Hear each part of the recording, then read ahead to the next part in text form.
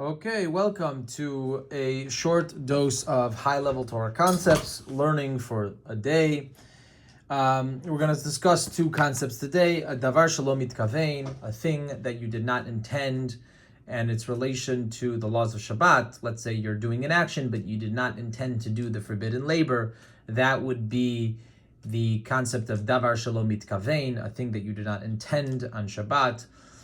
And also we're going to discuss the concept of Psik Reisheh, which literally means the cutting off of the head, which can be understood or defined for now as an inevitable outcome, and its relations to the laws of Shabbat. And then we're going to see two ways fundamentally that Rav Elchanan Wasserman gave to two approaches to understand what Psik Reisheh is. And we're going to see finally at the end a practical ramification, a nafkamina, what we call in the Beis Medrash, we say nafkamina, an amazing practical ramification of these two approaches to understand what Psik Reisheh is. So we start here. We're in the Babylonian Talmud in Masechet Shabbat, the Chaf Bet Amud Aleph. That's 22a of the tractate of Shabbat in the Babylonian Talmud, and we see here the opinion of Rabbi Shimon. So Rabbi Shimon says here, Ditanya Rabbi Shimon Omer Gorer Adam. As we learn in a Braita, Rabbi Shimon says, this opinion of Rabbi Shimon, Gorer Adam Mita, a person may drag a bed frame, a kisei, a chair, v'safsal, a bench, uvilvad, as long as shelo yitkavein la'asot charitz, that he does not intend yitkavein la'asot charitz, to make a furrow. A furrow, making a furrow, digging in the ground, in the earth on Shabbat, any digging in the ground is the forbidden labor, is the transgression of the forbidden labor, one of the 39 melachot on Shabbat, namely of plowing. Any digging in the ground is plowing. Choresh, it's plowing. And you're not allowed to plow on Shabbat. It's one of the forbidden labor categories of Shabbat. But here, Rabbi Shimon says it's mutter if you did not intend to make the furrow. So the question is, why would you be dragging the bench? Well, maybe the bench is in the sun. You want to go to the shade, to go sit in the shade. But and it ended up making a furrowing in the ground. And any furrowing in the ground, any digging in the ground would be transgression of the labor of plowing, of choresh. So we see that it's mutter. Rabbi Shimon holds that it's mutter. But what's interesting is even Rabbi Shimon would say that for a case of Psik Reisheh, he would agree that it's usher, that it's forbidden. What's a case of Psik Reisheh? Where it's fundamentally, because of the realities of the case, it's impossible to avoid the said outcome from doing one action. So we see here the Rambam here.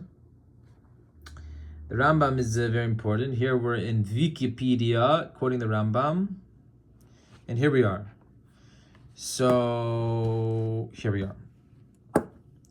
So this is the case of Psik Reisheh. The Rambam explains the case of Psik Reisheh. So Psik means end, or cut off, ending.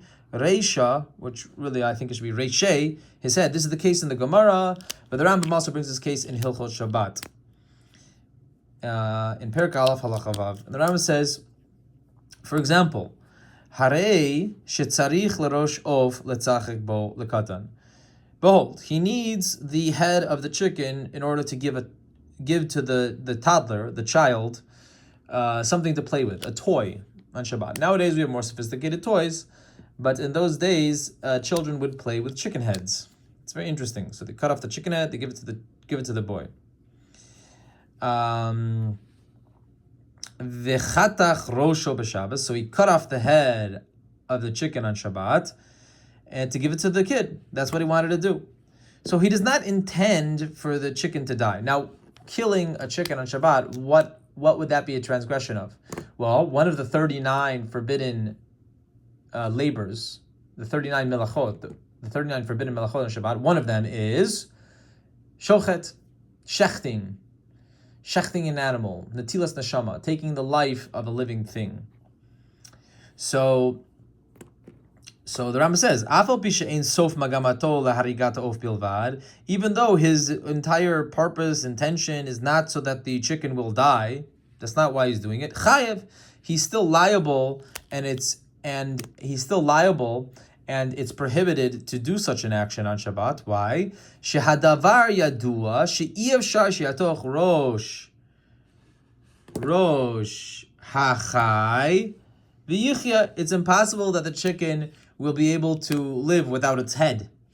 Once you remove the head of the chicken will end up dying because of the removal of the head. Now, I said those words very specifically in that way because, yes, the chicken does run around.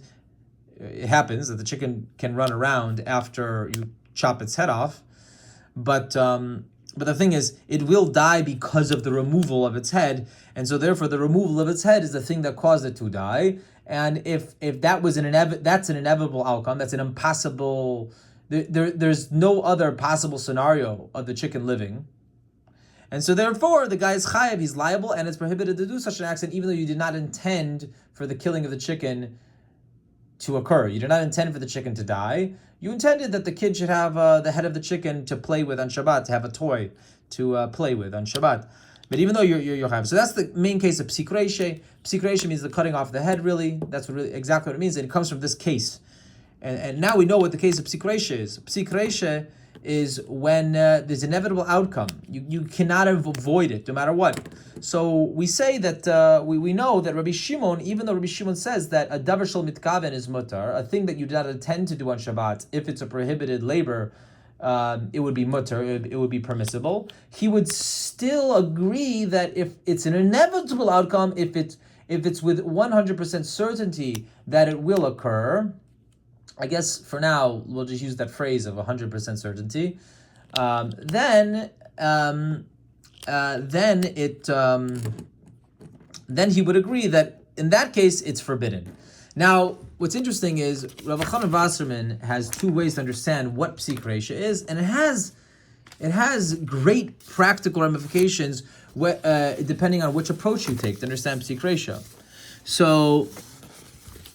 So let's go here now, and let's try to understand what Psik Reisheh is here. So here I have a sheet. I wrote it out so I can understand it. We have two ways to understand what is a Psik Reisheh. Okay, so let's start with over here approach number 2. Now, approach number 2 we can call the subjective intent approach. The main defining factors between approach number 2 and approach number 1 is that in approach number 1 it views the two things as separate actions, and approach number 2 it views them as one thing. And based upon these different approaches, there will be very great practical ramifications, which we'll see after we understand these two approaches. So what's this approach of Psik Reisheh? What are the two ways to understand what Psik Reisheh is and why it is forbidden? Why is it forbidden? Why is Psik Reisheh forbidden? Why? I mean, if Rabbi Shimon says that if you do not intend to do it, then it should be mutter, then why in the case of the chicken would Rabbi Shimon also agree that case is forbidden, is also doing Shabbat, to cut off the chicken's head? Why? Because inevitably it will occur. But why? What is Psik Reisheh? How does it work mechanistically? So in approach number 2, now let's make a new case. All right, let's do the case of the bench case, because I like that case, and let's just change one thing in the case.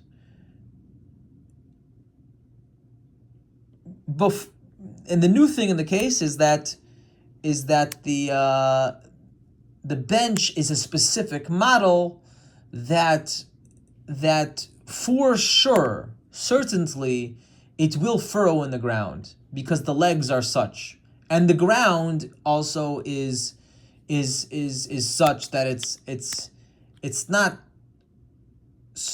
not like that really hardened earth that like is so hard that you can't furrow in it. Meaning, no matter what, the bench will furrow. Meaning, in the first case of dragging the bench, It could have furrowed, it could have not furrowed. We don't know if it will furrow. We don't know if it will furrow the whole time. Maybe it will furrow once or over here. Maybe it's possible to drag the bench the whole way without it actually furrowing. You know, let's say that. But in this case, let's do a Psik Reisheh of that. So either think of the chicken case, where you cut off the head of the chicken, or think of a case where definitely no matter what, the bench will furrow. So in such a case, the two actions in the first approach of what Psik Reisheh is they're separate actions. Meaning, Maisa B, killing the chicken, is separate from Maisa A, cutting the chicken's head off in order to give the child a toy to play with on Shabbat. They're separate actions. But why is it usher? Why is it usher? It's usher because, and my Rebbe didn't like this word inevitable here, but this is the way I understand it for now, is that Maisa B, in the case where for sure the bench is going to furrow, no matter what, it creates a situation where the reality of the case shows us that the psychology of the person, either conscious or unconscious, conscious or subconscious or unconscious, subconscious or unconscious for Freudian terminology, but that the psychology of the person is such that it is not a davar she'eino mitkaven anymore. It's not a outcome that he's not intending. Because it's inevitable, we say that either consciously or unconsciously, the person intends for the furrowing to occur, and therefore, Psik Reisheh by definition is not a davar she'eino mitkaven, and therefore that's why Rabbi Shimon would say a Psik Reisheh in this case is also forbidden. Because no longer are you not intending for the furrowing to occur, you're intending for the furrow to occur. There's no other scenario, given the reality of the case, that the furrowing could not occur. And so therefore, you intend for it to occur. Therefore, it's forbidden. That's this approach. The Maisim are separate. The two actions in the case are actually separate things, where B is an inevitable outcome of A, and therefore, because it's inevitable, we say that the intent of the person, either conscious or unconscious, is exactly that, to intend for B to occur, and therefore it's forbidden, because you can't do something intentional, transgress the 39 labors of Shabbat. And even Rabbi Shimon would agree. But according to approach number 1 of what Psik Reisheh is, it combines the two actions. They're not separate things, and it's not about the inevitability. Right? Being mitgaven for A is the same as being mitgaven for B. Therefore, it's a davar shekein mitgaven, and it's usher. Meaning the objective reality of the case is such that objective reality of the case is such that the actions are one and the same. The actions, dragging and furrowing, dragging the bench and furrowing are one and the same. Dragging the bench on the transport and furrowing in the ground are one and the same, because the reality of the case is such that there's no other way for it to occur. There's no other way for the chicken to. There's no way for the chicken to continue living without its head. It's going to die because of the removal of its head. There's no way for that to occur. And so therefore the objective reality is the case is the halacha basically puts a din upon this person of being mitkaven. Meaning it doesn't matter his subjective intent. Approach number 1 is objective intent. There is an objective intent halachically by the action of the person. We say that the person was mitkaven. Why? Because the reality of the case dictates that the person was mitkaven. Versus here, no, the reality of the case shows us that the subjective intent of the person must be either subconscious or conscious to do the thing. So these are the two approaches to understand what a Psik Reisheh is. And they have, what's fascinating is once you understand these two things, we have a nafkamina, we have a grand practical ramification in a specific case. What case? It's down here. The case is Psik Reisheh de lo nichale. In a case of Psik Reisheh de lo nichale. In a case of Psik Reisheh, inevitable outcome, de lo nichale, that it is not good for him, it is not advantageous to him, it's not an advantage for him, it's a disadvantage for him, it's a bad thing for him, it's not a good thing for him. He doesn't desire that outcome. Now, I might be making a mistake here, but the case that I thought of, I hope it's a good case, but it might have problems with it, but we'll go with it for now just to explain the idea.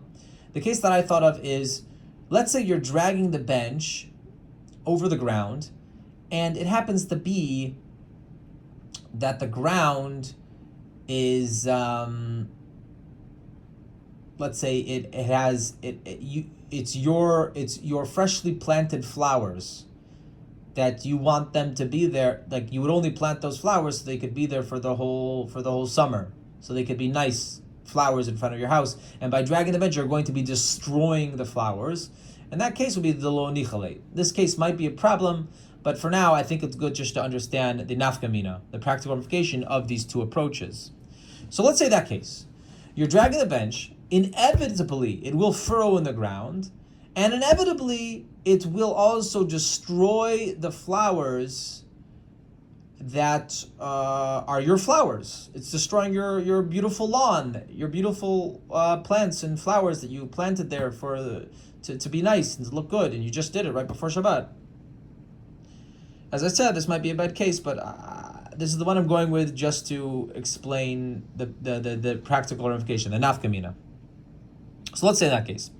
So if this is the case, the flower case, dragging and ruining the flowers, then according to approach number 2, because they're two separate actions, dragging the bench in order to transport it and to sit in the shade, and furrowing in the ground are two separate actions, and because furrowing in the ground is an inevitable outcome of Maisa A, action A of transporting the bench, therefore the reality of the case shows that your intent, either conscious or unconscious, your subjective intent was to furrow in the ground, and therefore it's not a davar she'eino mitkaven. It's not a thing that you did not intend. You actually did intend it, and therefore it is forbidden.